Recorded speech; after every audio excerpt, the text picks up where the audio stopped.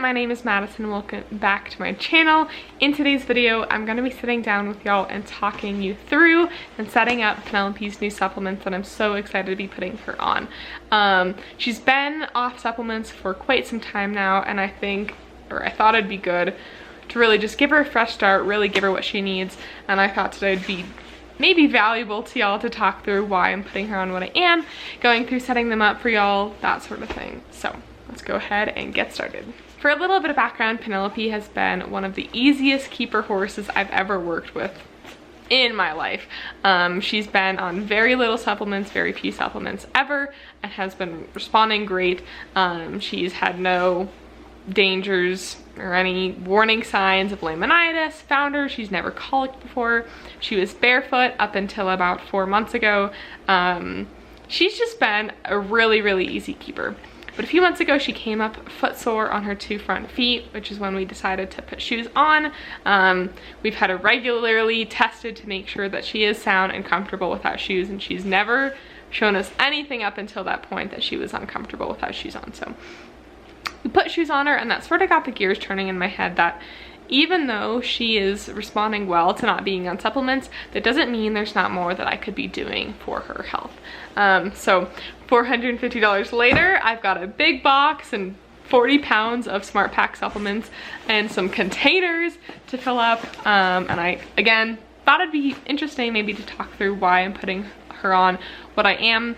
And maybe there's something that you will learn from this and get your gears turning about what else you want to put and add to your horse's diet, just to keep them healthy, happy, and improve their longevity. Penelope is almost 12 now, which is crazy. She's still jumping big, she's still loving her job, but I do want to do what I can to make sure that she stays sound, her gut stays healthy, she's not gonna founder, that sort of thing, for as long as she can. So the first thing I have here is a 5-pound bag of ground flaxseed that I'm going to be putting Penelope on. Flax or ground flaxseed is a supplement that's often fed to humans as well. This is something that is very high in omega-3 fatty acids, which is, you may be heard of in protein shakes, that sort of thing. Specifically for horses, this is great for supporting a healthy and shiny coat, great for their skin, that sort of thing. That being said, like I said earlier, the supplement is very high in omega-3 fatty acids.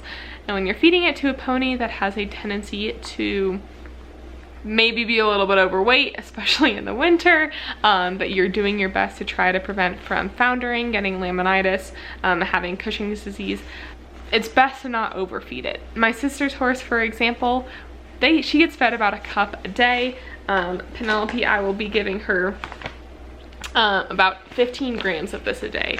They recommend that one serving is 26 grams. I will be feeding about half of that, maybe a little bit less. So this 90 servings will definitely last me longer. Right now, I love the quality of her coat and I love the quality of her skin. She doesn't have dandruff. Her coat's nice and shiny. It seems healthy. That being said, like I mentioned, there's definitely more that I could be doing. And even just adding a little bit of flaxseed and a little bit of these fatty acids to her diet every day will help with that coat health and her skin health without hopefully putting her at greater risk for Cushing's, founder, being overweight, that sort of thing. So I'm going with half a dose. Like I mentioned, do with that information what you will. If you have a thoroughbred that's hard to keep weight on, you probably have a different problem than me, and probably will have a harder time overfeeding flax like I will have. Next thing I've got here is the Smart Hoof Ultra pellets.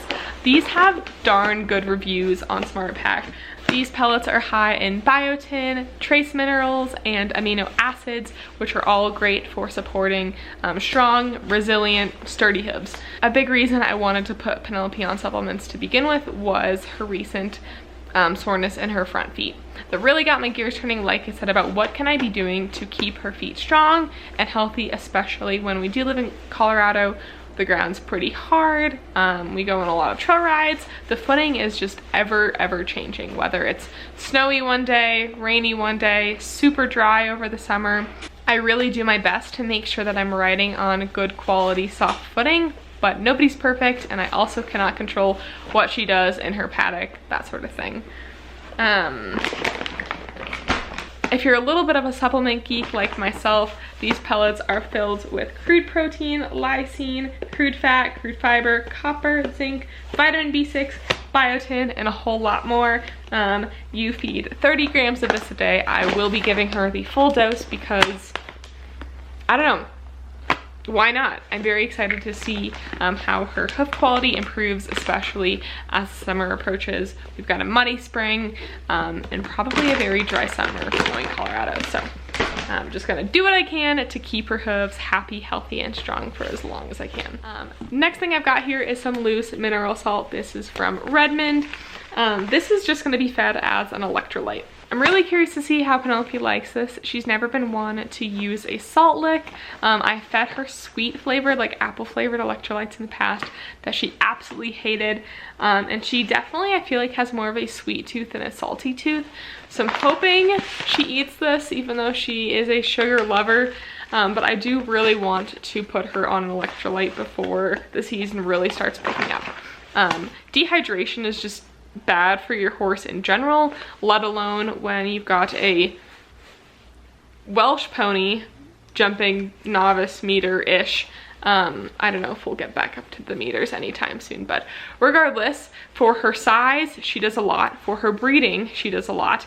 Welsh ponies are not the greatest horses for endurance, especially compared to a thoroughbred, a warm blood, something that is just built to run longer. Welshes are a draft breed, which means they are bred to pull heavy loads, but that says nothing about her ability to gallop over 3-foot, you know, brick walls on a cross-country course at 400 meters per minute. Like I said, her breeding is just not really built for endurance, which means she's gonna get a lot more dehydrated quickly. She's also jet black, which means in the summer and in the heat, she sweats like nobody's business. All of that on top of just Colorado heat, the dryness, that sort of thing, I really wanted to put her on an electrolyte to keep her hydrated. Hydration is important for a lot of reasons and can definitely contribute to colic as well. So the great thing about this loose mineral salt, very affordable, much more affordable than other processed, you know, flavored electrolytes, that sort of thing. So an electrolyte essentially will encourage your horse to drink more, which will in turn really help with their hydration levels. Oh my goodness. Next thing I've got here, this is like 25 pounds. Oh no, it's 15 pounds, I'm being dramatic, but it's still very heavy. I've got 15 pounds of the Smart Pack Smart Gut pellets here. Like I mentioned, Penelope has never colicked before, which I'm very fortunate about, but that doesn't mean she never won't. There's a saying, just because your horse hasn't colicked doesn't mean they won't colic and that they can't colic. Phrase applies to a ton of other things, right? But just because she hasn't colicked doesn't mean she can't colic and doesn't mean she won't colic. So putting her on a digestive supplement just to do what I can to prevent it is not gonna hurt. I'm not gonna regret spending another 50 bucks a month on the supplement if I can know deep down that I'm at least attempting to prevent this from happening. I will be feeding 60 grams of this per day as suggested by the label. This is filled with glutamate, calcium carbonate, magnesium carbonate, hydrolyzed collagen, magnesium silicate, glycine, marshmallow root, silica, and a ton of other things I don't know how to pronounce that are all, like I said, targeted for gut health. If you're looking for a supplement, I think reviews are a great thing to go off of, and the quantity of reviews too. I feel like having a few thousand people vouch for a supplement like this that has been used in horses with a previous colic history or gut health history really just speaks to it.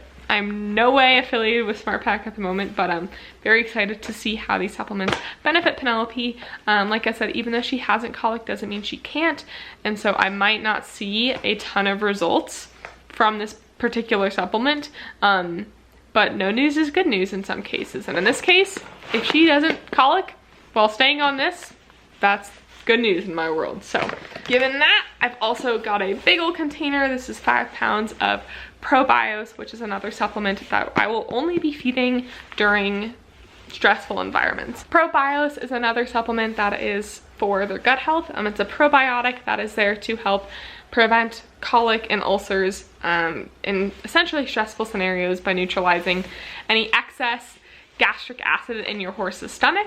Whether you are trailering to go schooling, you're staying somewhere overnight, you're at a show, maybe you've got a lot more activity at the barn.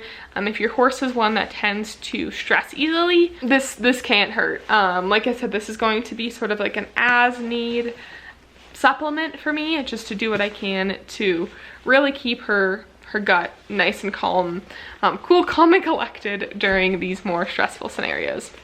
If you are interested, ProBios also comes in like a gel paste tube type thing that you can feed that way. However, I've never had a whole lot of luck with Penelope eating all the tubes. I always feel like I lose some or I waste some. So I'm just going to be adding it to her supplements for the time being.